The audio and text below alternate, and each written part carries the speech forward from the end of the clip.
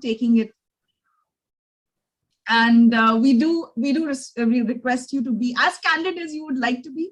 Knowing you, I don't think that is much of an ask. All right. So I think the first question that, and a lot of people have also spoken about this, a journey of 27 years in Toastmasters, which is a significant achievement in itself. You started this journey in Singapore. Can you take us through, that day when you first walked into Bradley Heights Toastmasters Club? And as a guest, what motivated you to join Toastmasters International, and how has your journey been since that day? Thank you. As earlier mentioned, I was good at sales, but I was not good at oratory. And I wanted to develop that particular skill. And I was looking for opportunities when I saw a banner while walking along the road, which mentioned learn public speaking, join Toastmasters. I noted down the number. In those days, we did not have cell phones, and called that number the next day. And they said, we have a meeting on Tuesday, 15th November. Please join us for that. I called them again on 15th November saying, do you have a meeting today? Because it was quite far from my office. And they said, yes, today we have a speech contest. And I was scared. I said, but I don't want to speak. And they said, no, it's speech contest for our members. You can just be a guest. And I went there and saw it was a full house event. And there were 10 contestants. It was a really good contest. My club really had good quality of speeches. At the end of that contest, they asked the people present to judge ranking number 1, 2, and 3. And the judges were also doing their work by ranking the contestants. And then they had a lucky draw from amongst those whose results matched with that of the judges. And I was delighted when my results matched exactly with the judges 1, 2, 3. This goes a long way when you feel that the contest was fair and people in the room felt that we should be the winner, and they were really the winners. So judging a good quality contest is also important when it comes to getting those members to join who are present for that particular meeting. And everyone welcomed me. Everyone, they used to give a packet drink in those days, and everyone came to me, asked me my name, told me their names.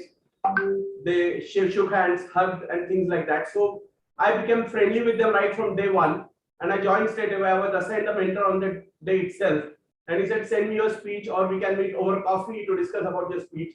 So it was a pleasant experience for me, and that is what made me determined to join the same day.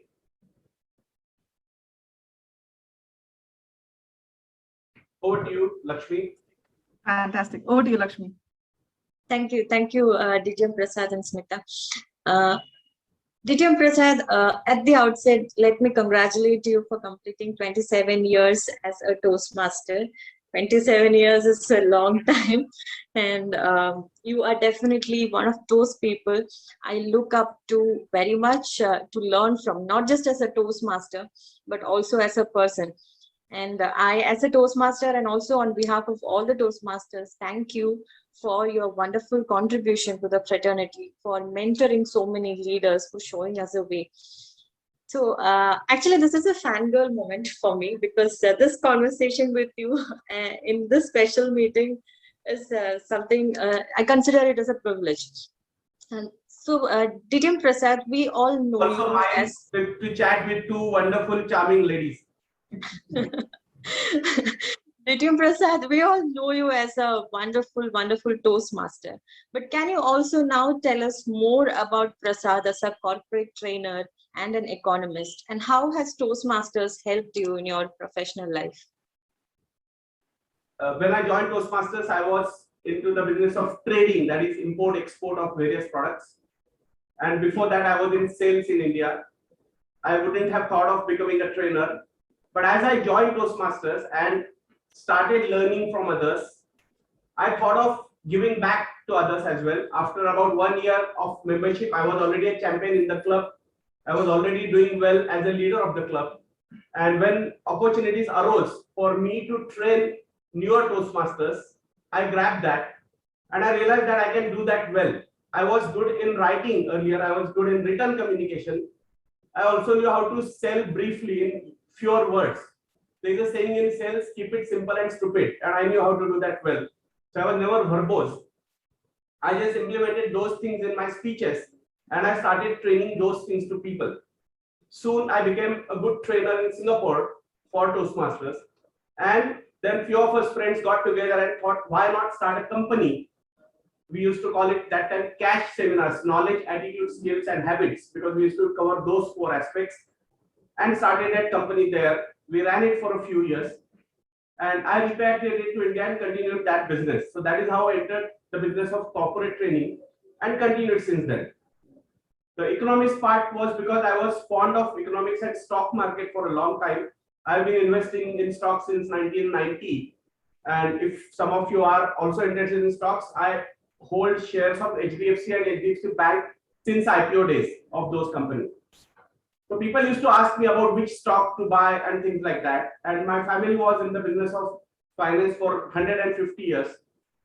So we thought, why not start a company which can advise people on mutual funds and shares and portfolio management.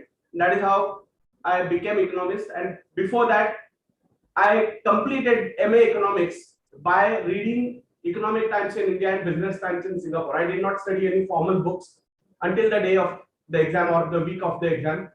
Till then, I used to just read Economic Times in India.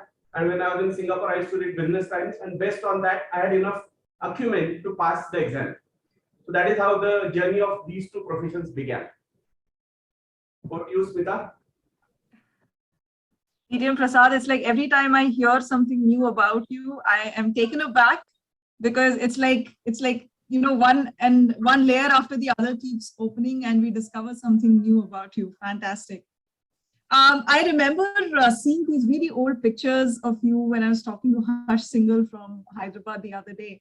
And he was showing me around pictures of, you know, when you all were serving together, and you have been there ever since the movement of Toastmasters started in India and in, you know, various geographies of India. So I understand that, you know, no great journey comes without its share of challenges, and starting something fresh and new in India, in the geographical landscape. What were some of those challenges and experiences that you felt, not just maybe in, you know, in District 98, but even in District 41 or across India when you were part of that movement? The biggest challenge was in starting the first club in Pune, because Pune had no clubs and India had very few clubs then. As some of you might know, in the year 2006, when leaders of India and Sri Lanka got together, that was because India or Sri Lanka individually did not have even 15 clubs.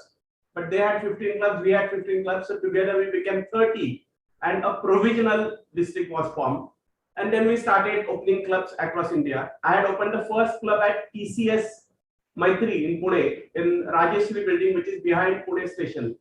But that club died when I went to Latin America on a Rotary scholarship. And then I began the process of charting the first community club. We needed 20 as a minimum magic number to get started. And that was a challenge because people didn't know about Toastmasters at all. So what we did is we ran a few demo meetings. The first meeting, we decided randomly that we will choose the next public holiday, which was Ganesh Chaturthi, 15 September 2007. And we just started that particular day at Ferguson College Department of Maths, which was my department of math. I studied there, so I could get the venue easily. What I did is I wrote an email to about 1,200 Puneites that I knew and called at least 200 of them on phone. With these efforts, we could get about 30 for the first meeting because it was absolutely new concept. And once we had 30 who saw what Toastmasters is in that demo meeting, then it was easier. Then we started the process of formation. We asked people, how many of you want to join in the executive committee? We will need leaders. And some 7-8 hands went up. But out of those, only one guy actually became a committee member. The others didn't even join Toastmasters. But that didn't matter. At that time, they gave me the confidence that this works. It can work. And we met 7-8 times on alternate Saturdays, and then we could form the club based on that. So we collected money. We had reached about 15, and we were stuck there. We were not moving to 20 fast enough. Then I went to few of my friends and told them I'm starting something good in Pune. I want your support for it. You can either donate 3,000 to us, just like that, or you can join as a member and the fee is 3,000, or you can sponsor your employee or your son or your daughter or somebody you know. And they accepted one of these, and so I got money from 5 people who all joined or sent their employee or children, and that is how we reached the first magic 20. Once we started that club and that club started meeting, we created that ecosystem which can be used for formation of more clubs. So I knew that the first club is going to be the toughest challenge. Once we start the first club, the subsequent ones will always follow. It can be seen in any situation in life as well, whether you are an actor or cricketer or politician. The first election, first cricket match, debut match or debut movie is always tough for you to get that breakthrough. But once you get that, you become a star. So the same thing happened here. TMCP became a star club, and this club itself split and formed 10 more clubs in future. Over to you, Lakshmi.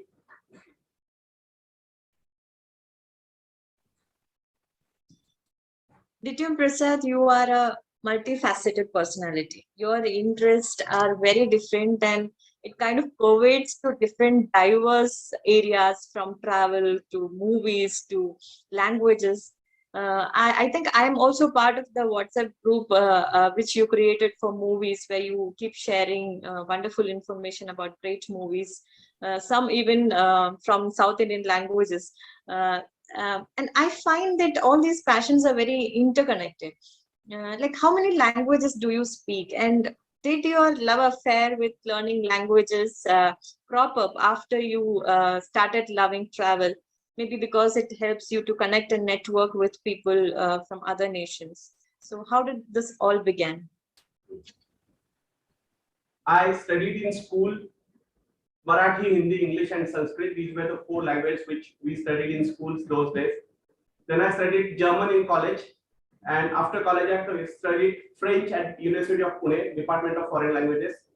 And then I went to Singapore, and I realized that all the languages I have learned are of no use, because there I have to speak Chinese and Malay. So I joined a class to learn Chinese in the same place where I joined Toastmasters, but that class wasn't so good. So I picked up from my friends in Toastmasters basic sentences. If you call somebody and that person is not at home or office, you have to have basic conversation with the person who picks up the phone. That I'm Prasad Soni, I'm looking for, let's say I'm calling Lakshmi's home, and Pramod picks up and I say, is Lakshmi and I there? Then Pramod will ask, who are you? Then I must be able to explain that. Then he will say, what is the purpose of the call? And I should be able to ask, when will she come back? So I learned the basic things. Plus, I have particular fascination for coffee, and my coffee must be made in a particular way. So wherever I go, I learn how to order my coffee, how to order my food. So these are the basic things I learned in Chinese. Wherever I went to any office, I tried to speak in Chinese so that I could strike conversation and get going. And in that region, Malay, which is used in Malaysia and Indonesia. So I realized that languages play a very important part in your journey as a leader, as a salesman, as a traveler. And when I started traveling more, I started picking up language of particular region. When I repatriated to India, I studied Spanish for 3 years. Then I studied Russian and Japanese for 1 year each. And I recently studied Korean in the second lockdown. So I've studied a dozen languages, plus I have formally in classroom. And I've used Portuguese when I was traveling in Brazil, and Italian when I was traveling in Italian, to just connect with the people. So this becoming polyglot was not original intention, nor was it a hobby or passion, but it got cultivated because of learning. And I realized, hey, I can do better in languages. Once I pick one language and I pick other languages from the same group. For example, I studied French for 3 years, and it was easier for me to pick up Spanish after that, or Portuguese or Italian, because they all are from the same group. So it became easier. Now I've studied Japanese, and the script for that kanji is borrowed from Chinese. So it might be easier for me to read Chinese because of that. The other part is about movies, which you asked. Yes, I am a movie buff. I watch 100 to 125 movies every year, except year 2020, which was lockdown year. So I watched more than 200 movies. And I created this group at Pune International Film Festival, where I met people in the queues and asked them which movies have they watched. And I realized that there is a need that everyone cannot research all the movies. There are 300 movies which are screened at a festival.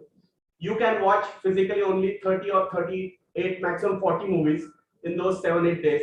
So it cannot be practical that you study 300 movies and watch and select 30 and watch those. It is better if we have a movement where everyone studies some movies and puts on the group. And that is how I formed that group, and people post their individual reviews, which movies were liked, which movies were trash, because there are some trash movies as well, and then you can avoid those. So it makes job easier for people to select which movies to watch. That is how I created that group, and that has been working for the last 5-6 years. So these hobbies have become interconnected now with more learning of language. I started watching movies from those languages. Plus, whenever I'm traveling to a new country, I try to watch movies from that country for two reasons. One is you see the landscape of the country, and the second thing is you learn about the habits of the people, the thinking process of the people, what kind of people they are, and that helps when you travel. Over to you, ladies.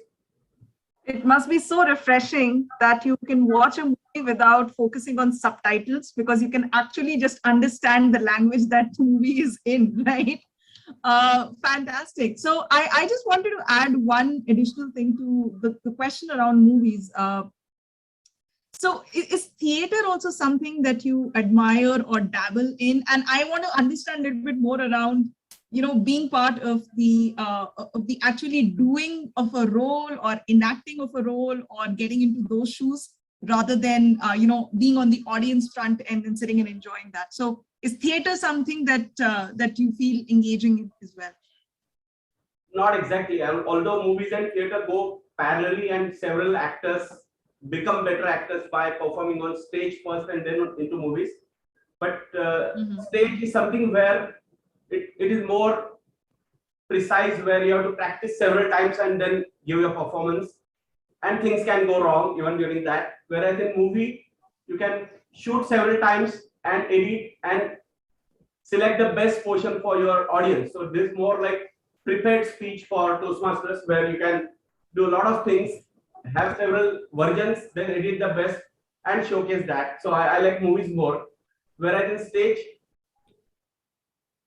I personally prefer movies because you also get the landscape to see. You see camera moving around, the cinematography work of a good cinematographer. These kind of things don't happen in play, where the set is the same for maybe 3 sets maximum in a play of 3 hours. Whereas in movie, you see 30-40 sets. So I like that more. Sure. Okay, all right. Lakshmi, you want to take on the next one? Yes. So DTM Prasad, now I would move to another very admirable aspect of your character, and that is your ability in making friends. I can confidently say that you are a master in networking. Very recently, I came across a discussion thread about building sustainable, long-lasting friendships in Toastmasters in one of the social media platforms. So I wanted to know from you, what is your secret? I know you have a huge, very vast collection of friends, long-lasting friends. So what is your secret in maintaining such relationships? I just have a better memory, so I remember names of people when they call me. That is nothing for which I have not done anything. It is inherited from my parents and maybe God's gift that I have great memory. But what I did work hard on was in cultivating those relationships. So whenever I meet any new person, I send them a mail afterwards saying that it was nice meeting you, it was a pleasure connecting with you, or something like that. And then in today's world, maybe you will send a WhatsApp message, and then that connection stays there, and you share your web address, they share their web address, and you look at the website and learn more about that individual or the company. But what I did well was I tabulated everything that came my way and had a structured way of keeping track of all my friends. Facebook helped in a way after 2010 or so, but even before that, I used to write birthdays of all my friends. And in the days of very expensive phone calls, I used to call friends on birthdays and wish them. even from overseas at times. So that was a habit which I had cultivated for a long time. I have seen that when you take care of others, when you care for others, it automatically happens that your network gets built in a stronger way. And if you collaborate and help people collaborate with each other, for example, if I meet somebody and I feel, okay, this person is selling this thing and I know the buyer for that, so I just connect them. It helps both of them, and with this they feel obligated to me because I connected them. Some of you might be knowing that I introduced Akshay Chillar and Hina Garg, and they got married later on. So they, of course, not every time that they are happy with that. Gaali bhi mujhe hi padegi, but that is the strength which I think of. I immediately think of how this person can benefit from my network, and I come across that other person, and then I connect them immediately by sending numbers to each other or even linking them over a call or Zoom call in today's world. And that helps. When you help people, there is a saying that if you help the world helps you automatically. When I was the district governor, I carried a huge bag to Goa, which was about 3 feet tall bag, because I had carried gifts for all the area and division governors in my term at that time. And I told my family that when I come back, this bag will be empty. There will be less stuff at home. But guess what? When I came back, the bag was full, because when I carried gifts for them, they also carried gifts for me. And the bag was full again. So this is the law of universe. If you give, you will automatically gain in the long run. And that is what I've been doing. I'm just helping people, and automatically the world is helping me. So that is the secret of networking, in my opinion, that you be a giver, you will automatically gain. Such lovely words of wisdom, DTM Prasad. And I completely agree to what you said, because I think you and I personally, we have met only maybe 3 or 4 times in the last 5 years. And most of those times was mostly in conferences, when we bump into each other. But the fact that the connection has still, stayed preserved over the years, I think that's a testament to your commitment to being in touch, staying in touch, and nurturing and fostering those relationships. So fantastic. I think my next question is going to be more directed towards, there are so many new members who join Toastmasters fraternity every year. We see,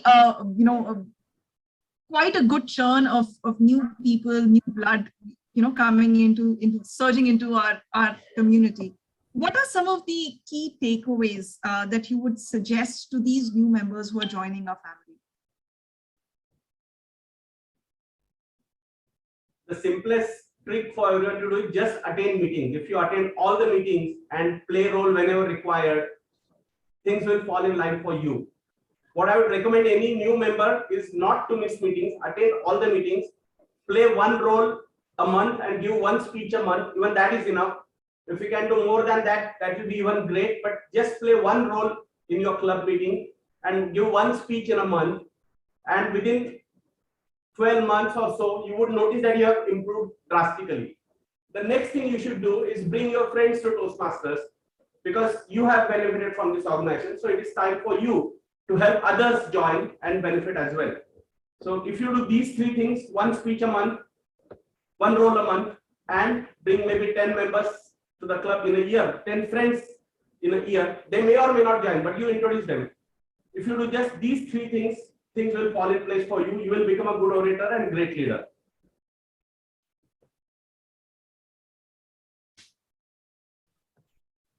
Over to you, ladies. DTM Prasad, like I said in the beginning, 27 years is a long time. So can you share with us some moments which are very close to your heart? Maybe a particular moment from your Toastmasters journey which is very close to your heart. When my club in Singapore got ranked number 5 in the world and number 1 in Asia and number 1 in Singapore, that was one big moment for me. The other moment was when I believed that I can have a much bigger contest. I was a contestant a year before that, and I saw there were only 200 people for an event which was called Singapore National Speech Contest. And I thought I can change it. The next year I was made area governor, and I was not eligible to participate because I was involved in the organization part. So I chose to be the organization chair for that particular event and thought of making it big. and I proposed to the committee to host it in Singapore indoor stadium, which had a capacity of 10,000. They rejected it straight away. Then Kalang Theatre, which had capacity of 1,700. They rejected that as well. The third option was Singapore Orchestra Philharmonic Center, and that was 904. And they thought, we have rejected this guy's proposal twice. Let us at least give him a chance of 900. And there were 9 area governors at that time, including me. And they said, how will we sell 900 tickets? And I told them, 8 of you sell 50 each, and I'll sell the rest 500. And they laughed at that time. But with the plan that we had in motion, I wrote to a mail to, not email, but a physical mail in those days, to all the schools in Singapore and said, this is a great event for your students. And soon enough, I got so many calls that we had to close that for students. We sold 400 tickets to schools and kept 500 for Toastmasters. I also went on radio and announced that we have such and such event, and that was free publicity. The Singapore State Times, the newspaper there, free publicity. I just used the free medium, and we got so many calls that soon we had sold more tickets than the seating capacity.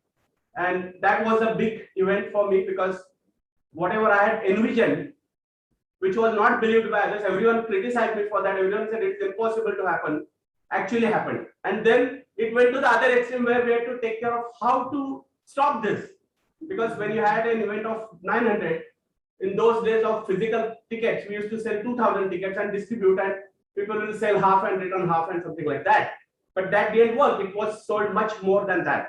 So overselling was one thing which I remember very well. That was one event which was close to my heart. Fantastic, DTM Prasad. And that also shows your flexibility and adaptability to, quickly adapt to the dynamic challenges and situations. I do see Rutuja's ping, so I'm just cognizant of time. I'll probably leave you with one last question in this case. 27 years, I think all of us are in awe of that. We also know the general statistic of TI where they say, retention of a member is, or life cycle of a member in TI is about 2.5 years to 3 years at max. But 27 years, 9 times that number is a record in itself, at least in the Indian context of Toastmasters that we have. What makes you stay? What makes you stay year after year after year? And what would you recommend everybody else, all communicators, leaders in Pune across District 98? What is your message to them of staying and contributing? The first thing is, since the program has given me immense benefit in my life earlier, when I was 28 years of age when I joined, till about 32 when I was in Singapore. And then I repatriated to India and started the clubs here. I could meet all the big honchos of corporate companies, head of Infosys, head of TCS, and so on, very easily using the Toastmasters name. So that benefited me to a large extent, even in social life. And that made my commitment stronger, that if I stay longer with this organization, not only can I help the others, but even others will help me in some way. And that is what made me stay put. And after a few years, of course, the club doesn't allow you to let go. So if you are a member for 15 years or so, the club will want you to stay on forever, even though you may not be attending. For a few years, I was traveling extensively. I used to travel 3 to 4 months in a year. And even during that period, when there was renewal time, the vice president membership will chase you for payment and you would renew, of course. So these things happen once people have created a larger than image of mine, which now will prevent me from leaving the organization. So I hear this word 27 years and I suddenly feel whether I have become older. But the way it is said, it's not, of course, said only looking at the older part of my age, but because of commitment. And when so many people praise me today, for example, in today's meeting, that makes your commitment stronger and you want to stay on longer so that you can help more people. So this now, I don't derive any benefits out of Toastmasters now. I stay in the organization to help others. And that is an extremely noble pursuit, DTM Prasad. So on that note, I wish you another 27 years or even more than that in Toastmasters. We hope to keep learning from you, keep growing with you, keep working with you. Thank you so much for having me and Lakshmi be here today on this momentous day of celebration. And thank you to all members of TMCP for also inviting us and hosting us. Lakshmi, if you have any other words you'd like to share. Just thank you so much for this session. DTM Prasad, the last 30 minutes was extremely enlightening and enriching for us and all the people present in the meeting today. Thank you so much for giving us this opportunity. I wish you all the very best for your onward journey in Toastmasters. Keep inspiring and motivating us like you always do. And thank you to TMCP for giving us this chance. Thank you, Smita, for being with me in this very interesting conversation. Thank you, and over to Toastmaster of the day. Thank you.